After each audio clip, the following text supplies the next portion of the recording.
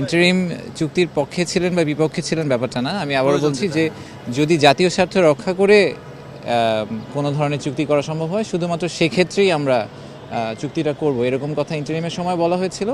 আমার মনে হয় যে কারেন্ট গভর্নমেন্টও সিমিলার একটা পজিশন হয়তো নিবে, অন্তর্বর্তীকালীন সরকার এবং এখনকার সরকার। সো যেটাকে আমরা বলি জাতীয় স্বার্থের পক্ষে যেদিকে যে সিদ্ধান্তটা নেওয়া দরকার সেই রকম করে সিদ্ধান্ত নেওয়ার জন্য উনি আমাদেরকে ডিরেক্টিভ দিয়েছেন। সানশাইন আটা ময়দা সুজি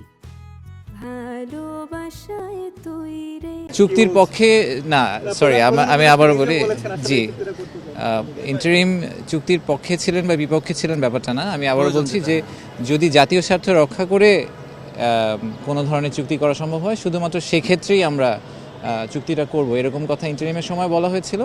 আমার মনে হয় যে কারেন্ট গভর্নমেন্টও সিমিলার একটা পজিশন হয়তো নিবে। বাট এখনো আসলে এটা প্রথম দিনের মিটিংস, আমার মনে হয় যে এটা নিয়ে খুব কনক্লুশন ড্র করা উচিত হবে না আপনাদের।